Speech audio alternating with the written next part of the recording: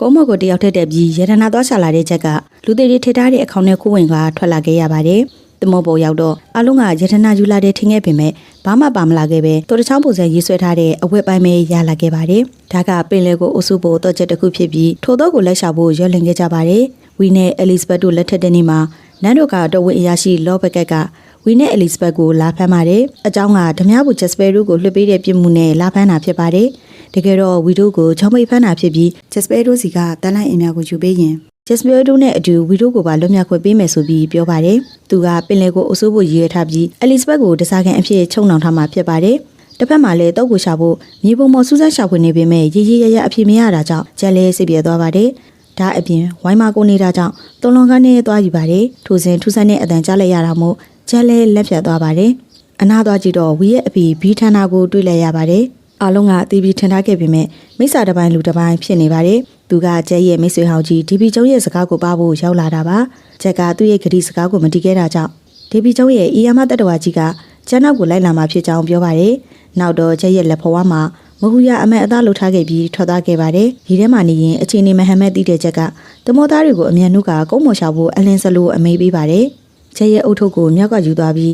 းရေထဲပြစ်ချတော့မစ္စတာကိတ်ကဆယ်ဖို့လုပ်ပေမဲ့ဂျက်ကမစေခိုင်းမဲထားခဲ့ပါတယ်။ဂျက်ရဲ့အုတ်ထုတ်ကိုရတဲ့တမောကိုအီယာမတတဝါကြီးကရေအောက်ထဲကိုဆွဲယူသွားပါတော့တယ်။ဝီဟာဂျက်ရဲ့တန်လိုက်အမြောင်နဲ့အလဲလေလုံးမဲ့ကိစ္စကိုအဲလစ်ဘတ်ကိုပြောပြပြီးသူ့ကိုစောင့်နေဖို့မှားခဲ့ပါတယ်။ဂျက်ရဲ့တည်င်းကိုနေရာဆောင်အောင်လိုက်ရှာပေမဲ့အစအနတောင်မရခဲ့ပါဘူး။နောက်တော့ရေလက်ကြားတောင်ဘက်ကကျွန်းတကျွန်းမှာရွက်မဲတီနဲ့တမောတစည်းရှိကြောင်းသိသွားပြီးလိုက်သွားခဲ့ပါတယ်။တမောကကျွန်းရဲ့ကက်ဆက်မှာရှိနေပြီးတမောသားတွေတယောက်မှမရှိပါဘူး။တနေရာရောက်တော့မစ္စတာကီရဲ့ဝိုင်ဘူးလေးကိုတွေ့သွားပြီးကျွတ်တလျှောက်လိုက်ကြည့်ရကလူရိုင်းနေရဲ့ထောင်ချောက်ထဲရောက်သွားပါတယ်။လူရိုင်းတွေကသူ့ကိုမေးစေးပြစ်ကဖန့်ခေါ်သွားပါတယ်။လူရိုင်းနေရဲ့ခေါင်းဆောင်ကဂျက်ဖြစ်နေမှအောင်ဩစာတွေ့လိုက်ရပါတော့တယ်။ဝီကဂျက်ကိုသူ့ကိုလွှတ်ပေးဖို့ပြောခိုင်းမိမယ်ဘာမှမသိတဲ့စကားတွေပြောပြီးလူရိုင်းတွေကိုစီခိုင်းလိုက်ပါတယ်။ဒီတော့ဝီကဂျက်စီသူလိုက်လိုက်ရတဲ့အကြောင်းရင်းကိုပြောပြလိုက်တော့ဂျက်ကလူရိုင်းတွေကိုခုလူပြောပြီးထွက်သားခိုင်းလိုက်ပါတယ်။တပံသူ့ကိုကယ်ပေးဖို့လည်းပြောပြန်ပါတယ်။တကယ်တော့ပယ်လီကော့စတစ်ဆိုတဲ့လူရိုင်းတွေဟာဂျက်ကိုနတ်ဖျားရဲ့လူအသွင်လို့ယုံကြည်နေပြီ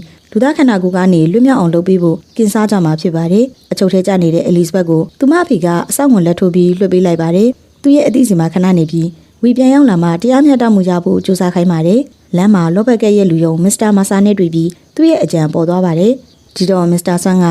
အလစ်ဘတ်စီသွားပြီးထွက်ပြေးခိုင်းမှုကြည့်ခဲ့ပေမဲ့သူမကိုမတွေ့ရတော့ပါဘူး။အလစ်ဘတ်ကလောဘက်ကစီသွားပြီးတနေ့နဲ့ချိန်ကဘရဲ့လက်မှတ်ရေးထိုးထားတဲ့တမော်လက်နဲ့တက်ဆင်ခွင့်မှာလောဘက်ကရဲ့လက်မှတ်ကိုထိုးခိုင်းပါတယ်။လောဘက်ကရဲ့လက်မှတ်နဲ့ချစ်ပိတ်ထားမှတရားဝင်အတည်ပြုတာမျိုးဖြစ်ပါတယ်။အဲလစ်ဘတ်ကလောဘက်ကကိုအစတက်ရွှေလေးကိုရှာခြင်းလို့တန်လန့်အိမ်တော်လိုချင်တာလို့ထင်ခဲ့ပေမဲ့အကြံကြီးတဲ့ဘက်ကပင်လယ်ကိုအစိုးချင်တာမှန်သူမှမသိခဲ့ပါဘူး။ဒါကြောင့်သူမရဲ့မင်္ဂလာပွဲကိုတမင်ပြတ်အောင်စီစဉ်ထားတာဖြစ်ပြီးနောက်ဆုံးမှာတော့ဘက်ကဟာအဲလစ်ဘတ်လူကြလက်နဲ့တက်ဆင်ခွင့်ကိုသူ့ရဲ့လက်မှတ်နဲ့ချိတ်ပိတ်ပေးလိုက်ရပါတယ်။ထောင်ကိုဖောက်ပြီးထွက်ပြေးလာတဲ့ဓမြနှစ်ယောက်ဟာ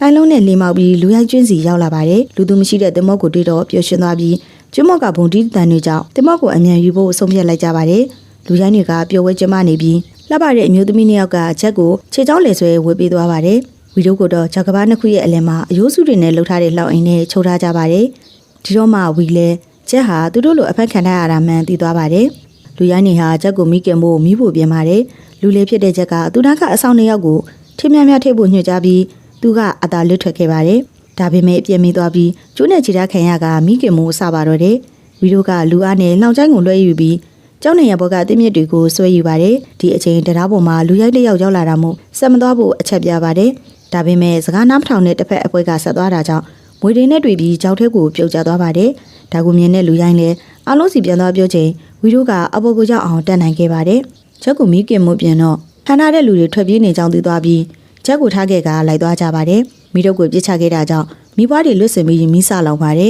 ။ဒီတော့ချက်ဟာဝလုံးကိုညှစ်စီးလိုက်တော့အောက်ကိုပြုတ်ကျသွားပါတယ်။ဝီတို့ကလူရိုင်းတွေလက်ကလွတ်အောင်လောင်ချမ်းကိုလှည့်ယုံသားမကမှာပြီးပါသွားကြပါတယ်။နောက်တော့ကြောက်ထဲကရေထဲကိုပြုတ်ကျသွားခဲ့ပါတယ်။ပြုတ်ကျတဲ့အရှိန်နဲ့လောင်ချမ်းလေးကွဲသွားပြီးလူရိုင်းတွေရဲ့မြားတွေကလွတ်အောင်ကျောင်းတော်တစ်ခုနာပုံနေလိုက်ကြပါတယ်။ထိုစဉ်ချက်ပြောက်သွားပြီဆိုပြီးသတင်းပေးတာကြောင့်လိုက်သွားကြပြန်ပါတယ်။ချက်ကတော့မိမကြီးတွေဖြစ်တဲ့အသီးမျိုးစုံကိုရှောင်ရင်ခုခံနေရပါတယ်။နောက်တော့ပြေးရင်းနဲ့ကြောက်တုံးကိုဝါထောက်မိကကြောက်တစ်ဖက်စီရောက်ခဲ့ပေမဲ့အသီးဝေကြောက်အောက်ကိုပြုတ်ကျသွားပါတယ်။ကြောက်ဆောင်နှစ်ခုကြားဝါညက်ကကျိုးလဲပြေးသွားပေမဲ့စိတ်ပြုတ်ကျသွားပြီးမြေပြင်ပေါ်ရောက်သွားပါတယ်။ ဝီတို့ကတင်မောနာအရောက်သွားနိုင်ခဲ့ပြီးဝီကကျမပါပဲမသွားနိုင်မှုဆိုခဲ့ပေမဲ့ကျန်တော့ကလူရိုင်းတွေကိုမြင်တော့တင်မောကိုအမြန်ထွက်ခိုင်းလိုက်ပါတယ်ကျဲလေကိုယူကာယာနဲ့အမြန်ပြီးတင်မောပေါ်တက်နိုင်ခဲ့ပါတယ်ဝီကကျဲရဲ့တန်လဲအင်ရန်ကိုတောင်းမိမယ်ချက်ကပုံထဲကတော့ကိုရှာပြီးဖို့ပြောပါတယ်တော့ကိုရှာတာကအဲလစ်ဘက်ကိုကေရမာနဲ့အတူတူပဲဖြစ်ကြောင်းပြောလိုက်ပါတယ်တင်မောတစ်ခုမှာတော့တင်မောသားတယောက်ကအမျိုးသမီးဝတ်စုံကိုတွေ့သွားပြီးတင်မောပေါ်အမျိုးသမီးပါတယ်ဆိုကလိုက်ရှာကြပါတယ်အဲလစ်ဘက်ကအဲ့ဒီတင်မောပေါ်အယောင်ဆောင်လိုက်လာခဲ့တာဖြစ်ပြီး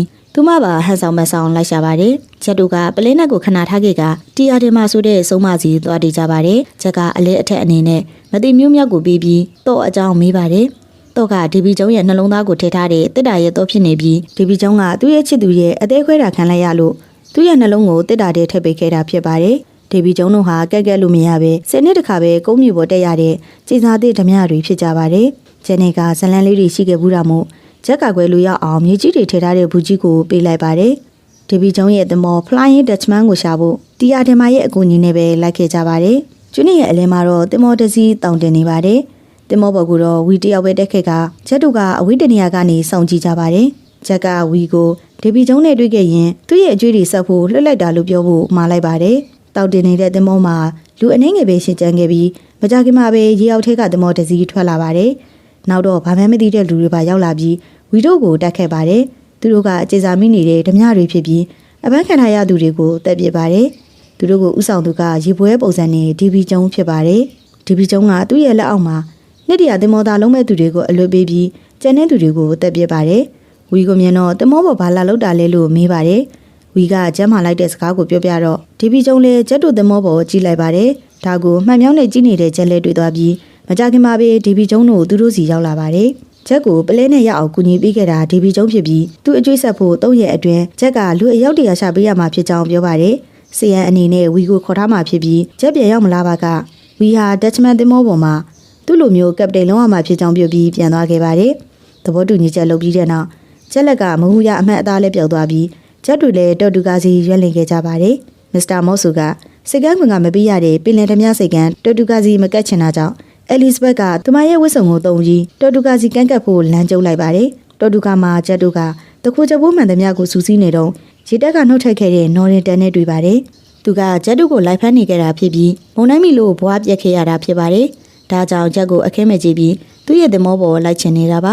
ဂျက်ကထွက်ပြေးမဲ့ကျန်တော့မိသွားပြီးတနက်နဲ့ချိန်ထားချိန်ဂျက်ရဲ့တပည့်တွေရောက်လာပြီးတားလိုက်ကြပါတယ်ဒီလိုနဲ့ရုံရင်းဆန်ကဖြစ်နေချိန်ဂျက်တို့ကထွက်ပြေးပါတယ်ဒီအချိန်အဲလစ်ဘက်တို့လည်းရောက်လာပြီးရံမွဲမှာဝင်နှောကြပါတယ်တတိရှိတဲ့ကောင်ထွက်ခဲ့ဆိုပြီးစိန်ခေါ်နေတဲ့နော်ဒေတန်ကိုအဲလစ်ဘက်ကပလင်းနဲ့ကောင်းရံလိုက်ပြီးဝက်တော်ရဲ့ပြစ်ထည့်လိုက်ပါတယ်သူမတို့နောက်ကိုမစ္စတာမာဆာလိုက်နေတာကိုတော့မသိကြပါဘူးနောက်တော့အဲလစ်ဘက်ကနော်ဒေတန်ကိုသွားကယ်လိုက်ပါတယ်မုန်တိုင်းထိုင်တဲ့ပင်လယ်ပြင်ထဲကဒက်ချ်မန်တင်မောပေါ်မှာတော့ဒေဘီကျောင်းကဆန်နေရတည်နေပါတယ်တင်မောသားတွေကကိုစီအလုံးရှုံနေပြီးရွက်တိုင်ကိုသွားကြည့်ပေးဖို့ဝီကိုမစ္စတာတန်နာလို့ခေါ်ပြီးအမိတ်ပြီးတော့ဘီထန်နာကသူ့ကိုပြောတယ်ထင်ပြီးသွားကြည့်ပါတယ်ဒီတော့ဝီနဲ့ဘီလည်းတွေ့သွားပြီးဝီကိုသူသားမဲ့တည်သွားကအံ့ဩသွားတာကြောင့်ကျိုးလွှတ်မိသွားပါတယ်ဒါကြောင့်အမြောက်တုံးပြုတ်ကြပြီးတမောသားတွေဒဏ်ရာရသွားကြပါတယ်ဝီကိုချိန်နဲ့ရိုက်ဖို့ပြင်တော့ဘီထန်နာကသူ့အစားခံမယ်ဆိုပြီးပြောပါတယ်ဒီအချိန်ဒီဘီကျောင်းရောက်လာကဘာကြောင့်လဲလို့မေးပါတယ်ဘီကဝီဟာသူ့သားဖြစ်ကြောင်းပြောတော့ဒီဘီကျောင်းကဝီကိုရိုက်ဖို့ဘီထန်နာကိုခိုင်းပါတယ်သူမရရင်တခြားသူကိုရိုက်ခိုင်းမှာဖြစ်တာကြောင့်သူလည်းရင်နာနာနဲ့ရိုက်လဲရပါတယ်ဘီထန်နာတို့ကဒက်ချ်မန်မှာအမှုထမ်းမှုချိန်ထားပြီးပြန်လဲမရှိပဲအကျွေးမကြည့်မချင်းလုံးဝမှာဖြစ်ပါတယ်ဝီကဘာမှမချိန်ထားတာမို့အမြန်ထွက်ပြေးခိုင်းပါတယ်ဝီကသူဒီကိုရောက်လာတာတော့ကိုရှာဖို့ဖြစ်ကြောင်းပြောတော့တော့အကြောင်းကြားလိုက်တဲ့အဖိုးအိုကထားလာပြီးပြောပါတယ်တစ်တာကိုတော့ဖွင့်ပြီးနှလုံးကိုဓာတ်နဲ့ထိုးဖို့နဲ့ဒက်ချ်မန်မှာရှင်းတန်းနေတဲ့နှလုံးသားတစ်စုံလိုတာကြောင့်ကပတိန်ရှိဖို့လိုပါတယ်တော့ပင်မရှိလဲပြောမသွားပေမဲ့သူ့ရဲ့စကားကတဆင်ဝီဟာကပတိန်စီမှာတော့ရှိကြောင်းသိသွားပါတယ်တော်တူကမှာဂျန်နဲ့အဲလစ်ဘက်လည်းတွေ့သွားပြီးသူတင်မောပေါ်ခေါ်လာခဲ့ရပါတယ်ဝီကိုလိုက်ရှာခြင်းနဲ့အဲလစ်ဘက်ကိုဝီရှိတဲ့နေရာပြပြပြီးထွက်လာကြပါတယ်ဒက်ချ်မန်တင်မောပေါ်မှာဝီကဒေဘီကျုံကိုစိန်ခေါ်ပြီးအဆာတုံးကစားပါတယ်ဝီရဲ့လောင်းကြီးကသူ့ရဲ့ဝိညာဉ်နဲ့အဆုံးမရှိလုံကျွေးမှုဖြစ်ပြီးသူနိုင်ခဲ့ရင်တော်ပေးဖို့တောင်းဆိုပါတယ်ဒေဘီကျုံလည်းမလောင်လေးမလောက်စားကောင်လေးတယောက်ရဲ့စိတ်ခေါ်မှုကိုမခံချင်းစိမ့်နဲ့လက်ခံလိုက်ပြီးသူ့ရဲ့လေကြားလေးကတော့ကိုထုတ်ပြပါတယ်ကစားဝိုင်းနဲ့ဘီထန်နာပါဝင်ပါခဲ့ပြီးလိန်စောခဲ့တာကြောင့်တမောပေါ်ထာဝရနေရဖို့ဖြစ်လာခဲ့ပါတယ်အနိုင်ရတဲ့ဝီကကန့်ကက်ရင်ဆင်းရမှာဖြစ်ပြီး10နှစ်တစ်ချိန်သာကန့်ကက်ရမှာမို့သူ့ကိုလောင်ပြောင်ကထွက်သားကြပါတယ်ဘီထန်နာကဝီရှုံးမှာဆိုပြီးဝင်ပါခဲ့ပေမဲ့ဝီကတော့ပင်မှာရှိလဲဆိုတာသိဖို့လှည့်ကွက်သုံးခဲ့တာဖြစ်ပါတယ်ဒေဘီကျုံအိပ်ပျော်ချိန်ဝီကတော့ခိုးပြီးထွက်ပြေးဖို့ကြံပါတယ် လှေထွက်ဖို့ဘီထန်နာကပြင်ဆင်ပေးပြီးဓာတ်တစ်ချောင်းကိုလည်းပေးလိုက်ပါတယ်။အဲလီဇဘက်ပြောပြလို့ဂျက်တို့လည်းတစ်တာကိုလိုချင်နေတဲ့လော့ဘက်ကအကြောင်းသိသွားကြပါတယ်။မစ္စတာမော့ဆိုတို့တင်မောပေါ်ဝီရောက်သွားပြီးအဲလီဇဘက်ရဲ့ဝတ်စုံကိုတွေ့သွားပါတယ်။တိုးပြောက်တာတည်သွားတဲ့ဒီဘီကျုံတို့ကလည်းနောက်ကလိုက်လာပါတယ်။ဒီဘီကျုံကခရာကန်ဆိုတဲ့ရေအောက်တက်တော်ကြီးကိုနှိုးထားစီပြီးဝီတို့တင်မောကိုဖျက်ဆီးစေပါတယ်။ရွက်တိုင်ထိပ်ပေါ်တက်နေတဲ့ဝီလည်းရွက်ကျိုးကြလို့ရေထဲရောက်သွားပြီးခရာကန်ကိုမြောင်ဝါထင်ထင်တွေ့လိုက်ရပါတယ်။နောက်တော့ဒက်ချ်မန်တင်မောကိုမြင်ပြီးခုတက်လိုက်ခဲ့ပါတယ်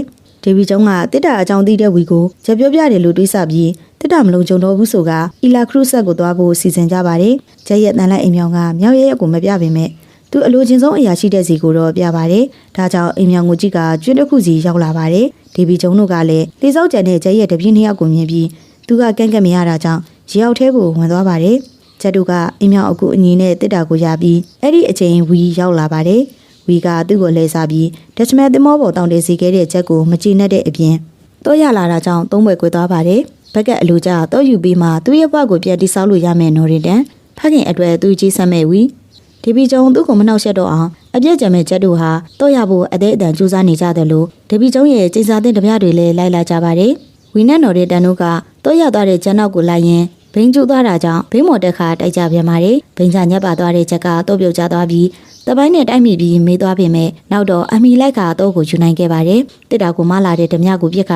တော့နဲ့ဖွင့်ပြီးနှလုံးကိုယူထားလိုက်ပါတယ်အရှိန်နဲ့လိမ့်လာတဲ့ဘိန်းလဲရေစက်ကိုရောက်လာပါတယ်ဝီကအဲလီဇဘက်စီသွားကနော်ဒီတန်ကလက်နဲ့တက်ဆင်ခွေစာချုပ်ကိုတွေ့ပြီးယူထားလိုက်ပါတယ်တစ်တာနောင်လိုက်တဲ့ဓမြတွေကိုတစ်တာပြန်ပေးလိုက်ပြီးဂျက်တို့ကတင်မောပေါ်ပြန်လာကြပါတယ်ဒီတော့ဒီပီကျုံကခရာကန်ကိုနှိုးထားစေပြီးဂျက်တို့ကိုတိုက်ခိုက်စေပါတယ်ဂျက်တို့ကလည်းစီပိုင်းတွေနဲ့ဖောက်ခွက်ပြပြီးအထိနာစေပါတယ်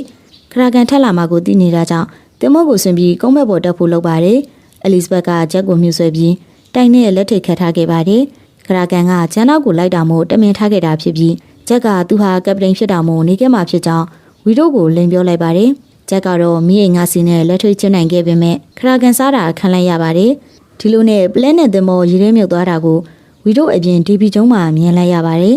သူနိုင်ပြီးအထင်နဲ့တက်တာဖွင့်ခဲ့ပေမဲ့နှလုံးကမရှိတော့ပါဘူးဂျက်စပယ်ရဲ့လှည့်ကွက်ထဲသူကြာရှုံးသွားတာသိပြီးဒေါသထွက်ကကြံနေခဲ့ပါတယ်နော်ရီတန်ကလည်းဘက်ကစီသွားကဒီပီကျုံနှလုံးလို့ဆိုကနှလုံးတစ်ခုကိုယူသွားပေးလိုက်ပါတယ်ဝီတို့ကစုံမဖြစ်တဲ့တီယာတင်မာစီသွားတွေကဂျက်ကိုပြန်ရှင်းအောင်လုပ်ဖို့အကူအညီသွားတောင်းတော့တီဗီထင်းတဲ့ဘာဘူးစာကိုတွေ့လိုက်ရပါတော့တယ်